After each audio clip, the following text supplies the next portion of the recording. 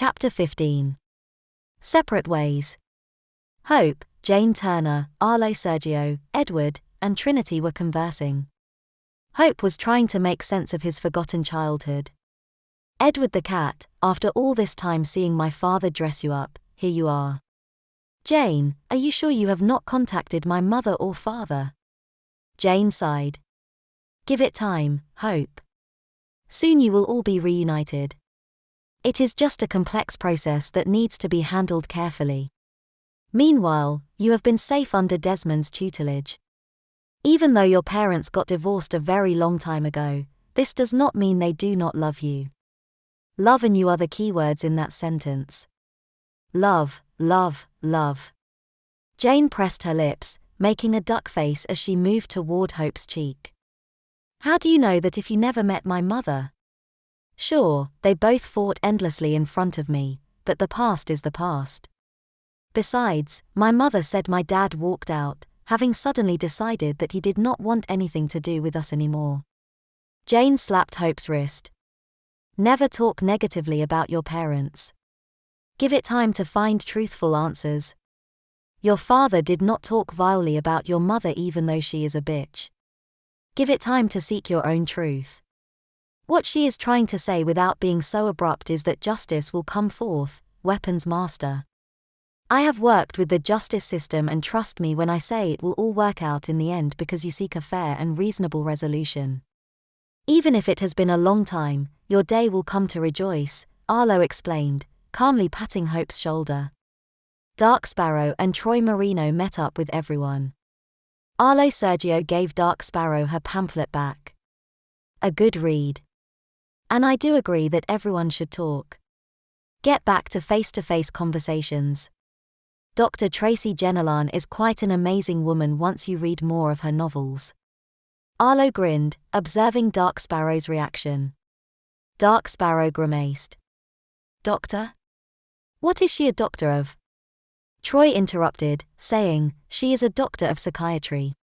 She helped my family for 18 years, especially my father was diagnosed with post-traumatic stress.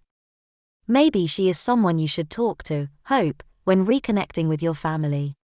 For now, it's time for me to go my separate way and see what I can piece together back on Earth. Let him leave. The 5 of us have got this labyrinth handled, Dark Sparrow demanded. Trinity gave Arlo a big hug. You will respect me as I succeed to develop my powers and retrieve the Discry staff. I must ascend. I must find Grandfather Hawkins' Discry staff before the cyborg strikes again. Ascend. Arlo smiled. If you enhance your spells again, just be very careful not to exhaust your mana. Otherwise, next time could be fatal. Enhanced mystic spells are powerful, so use them only as a last resort, if conditions demand them. I just don't want to see you hurt or worse. Arlo held Trinity tight against his bare, hard, chiseled chest. We all need to go now. Complete this mission. Then I can finally return to Earth with Jane, Hope asserted himself. Hope mounted his cassowary. Edward mounted Troy's emerald dragon. While Dark Sparrow rode her emerald dragon, Jane and Trinity mounted Jane's large sapphire dragon. Troy and Arlo headed off in the direction of a tall circular tower. Hope led the pack, passing through his former home Emerald, following a gravel trail between orchards and nut trees, heading toward the labyrinth. After 20 minutes of traveling, the party were flying over a desert. Jane spoke in tongues, casting flight onto herself, flying in front of the pack while Trinity held Sapphire's reins. Flying by Hope's side, Jane pretended to swim the backstroke.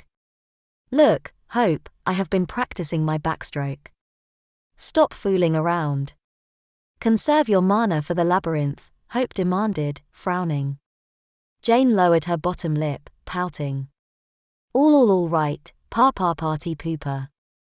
Hope had an authoritative way of convincing Jane to stop acting childish. Edward pointed ahead. Look up there.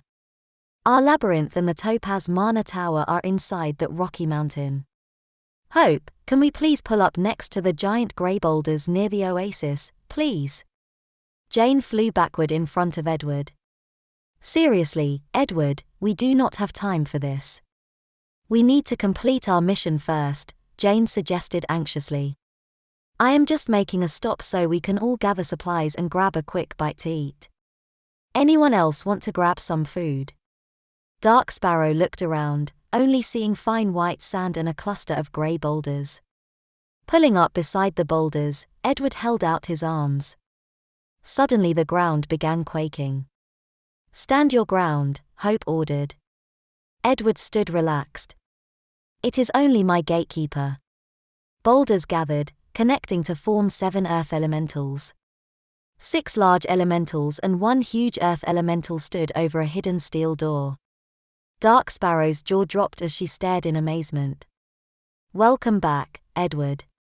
May I ask, who are the other 3 you brought with you? Garudagan, the earth elemental elder, I present Dark Sparrow, Hope Johnson, Princess Trinity, and you know Miss Turner. Edward laughed. Edward has the ugliest teeth I have ever seen. Too much like a real cat, Dark Sparrow thought. How about you all talk to the old-timer while Edward and I be quick? Jane said promptly. I want to speak to the 2 kids while the 3 adults go inside, Garudagan ordered. Edward opened the hidden steel door. You heard Garudagan. Let's stock up quickly. Dark Sparrow followed Edward and Jane underground. Natural light shone through from the desert above. Children under 8 were working on gardens, pumping water from an underground borehole. Preteens were picking fruit, vegetables, and herbs. Teenagers were preparing food and placing cutlery on the tables. This Asian boy is Du Hein. He is on my missing persons list. So are the fugly identical twins cooking over by that stove. And Hope Johnson has been my primary missing child for almost 7 years, starting shortly after he kicked out 6 of Nigel's teeth. Edward the cat, what the hell are you doing here? Are you affiliated with Nigel Giovanni, whom I saw walk into the Amethyst main gate just after you did? Edward abruptly interrupted, that is enough compound questioning. All children living here are cared for and wanted. All children will be reunited with their parents soon, instead of being forced into adoption, disconnecting them forever from family. So many parents throughout history have been forced to walk away. It is a sad revelation nobody can truly explain. Each child here is a victim of Nigel and the victim of a poorly run justice system. Preteen boys and girls cried as the teenagers reassured them that Nigel was in Rubervale prison. Dark Sparrow glared angrily into Jane's eyes. Jane Turner, I have a warrant to drag you away for questioning. Hope Johnson said he knows more about you because his father dressed up as Edward. So, you clearly know something to help my other investigation, seeing as you could not reunite all the broken families of Nankin City. Is that boy out there the son of Marcus Johnson, whom you arrested 7 years ago tomorrow? I'll ask again, is that boy the son of Marcus Johnson, the man who you arrested for killing Zonal Giovanni? Marcus killed Zonal Giovanni, then you became a city hero on a par with Major Thorne. Answering without hesitation, Jane said, let me tell Hope at the appropriate time tomorrow. Please, as a public servant protecting these children, I beg you. Tomorrow Marcus has a family court date set to see Hope for the first time in 12 long years. Even supervised visitations would be good for both as long as the media and his ex-wife step aside and let justice be served. Grinding her teeth, Dark Sparrow said, so why is this kid not with his so-called bitch mother? Who do you truly think you are, Jane? A self-righteous fraud. Dark Sparrow glared while grinning mockingly. Lower your voice for the children, who are the actual victims, please. It is a long story.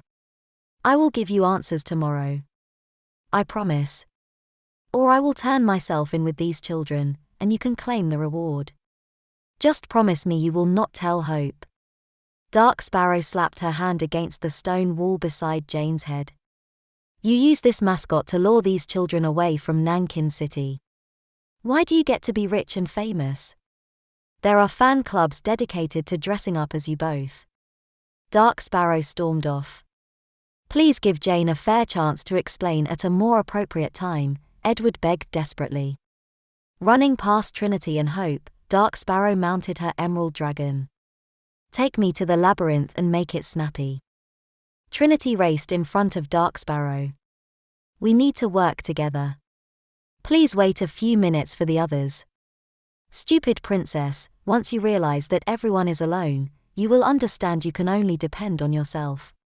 Love no one, live only for yourself, and take your place as queen instead of following orders. Out of my way, kid. This is my mission and my reward that I am not splitting. So, stay out of it, Dark Sparrow snapped, riding off alone. All right, everyone, I have helping hands organizing our supplies.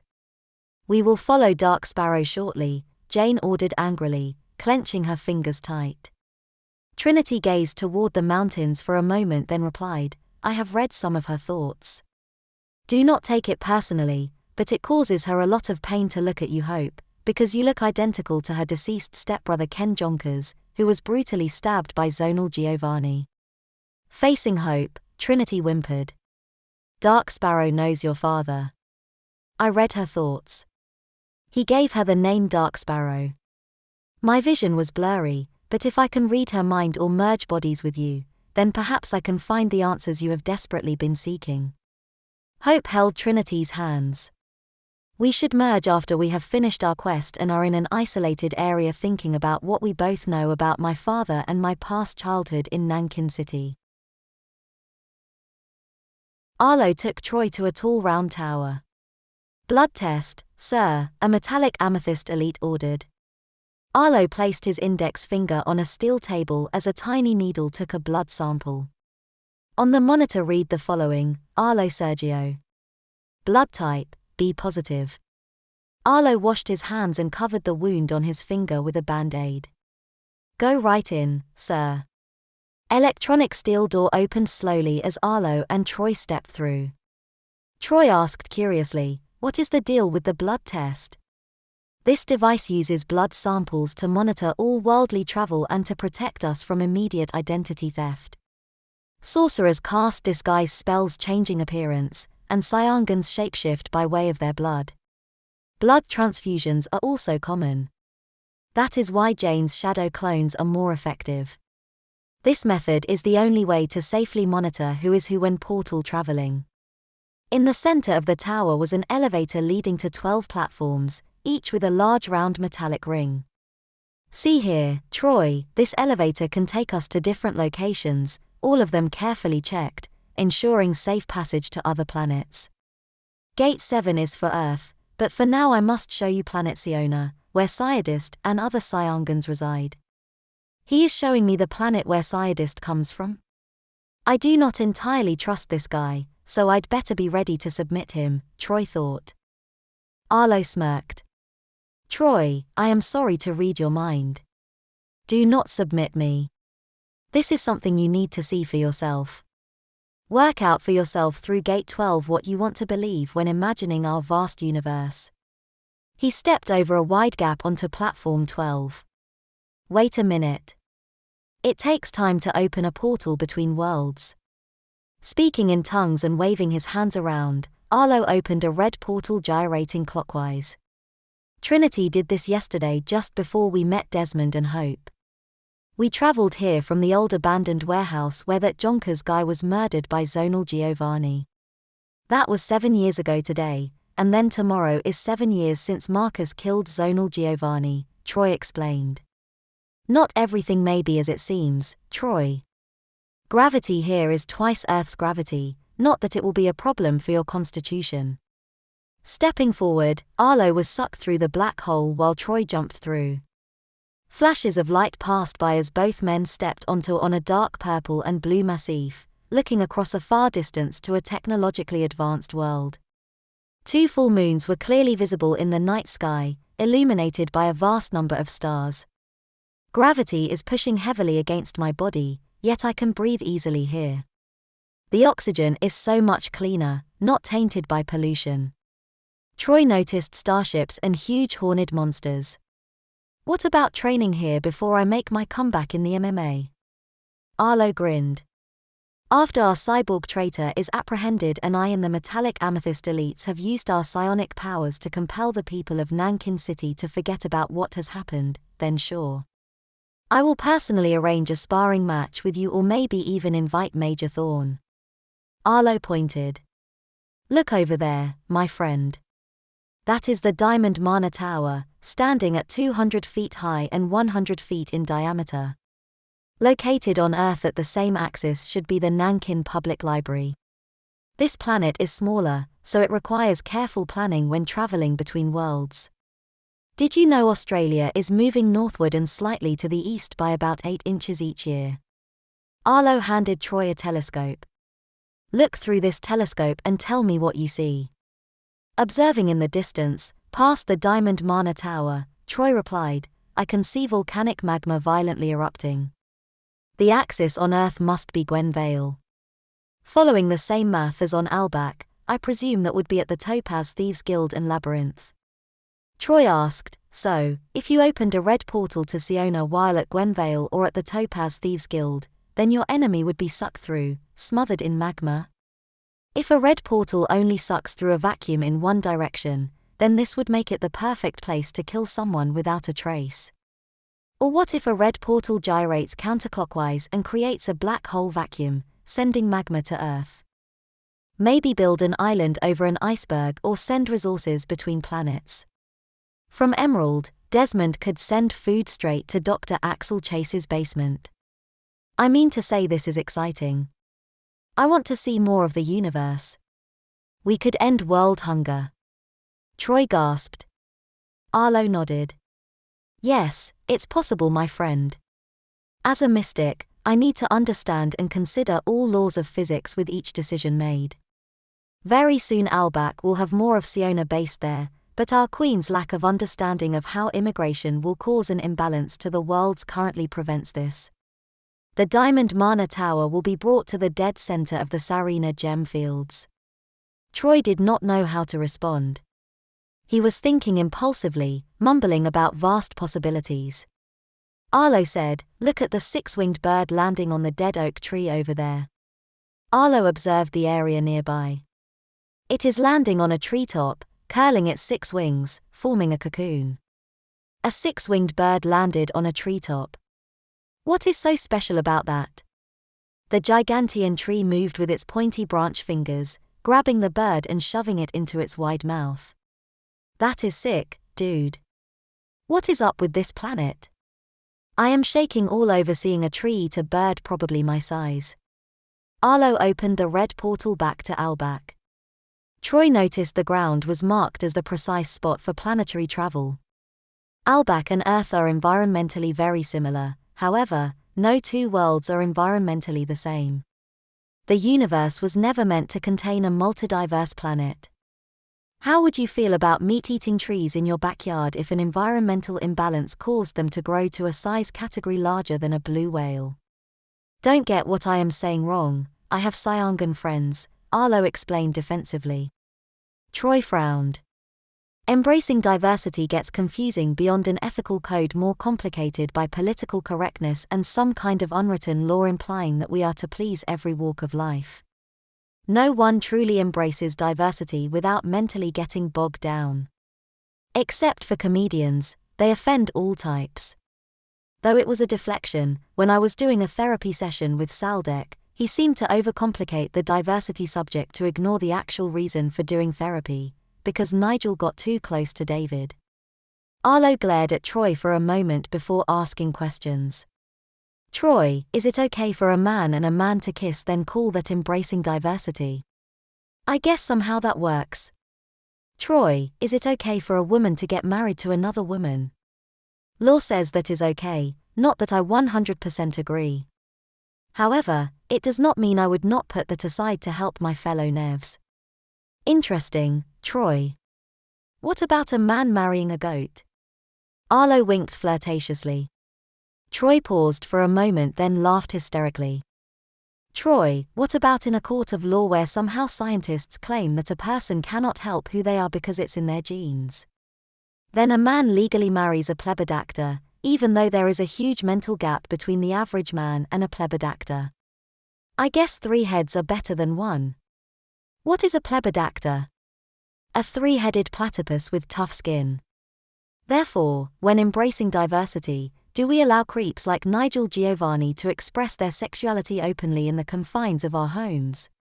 Do we expect society to police our homes when we don't trust those we live with to protect our children's mental health? Why did Alyssa help Nigel and then deflect the issue, taking no responsibility for the possible damage done to David's mental health? Why do you have to mention his name? If Nigel poisoned David, then I would not know how to handle it. Troy grinded his teeth. Forgive my telepathy.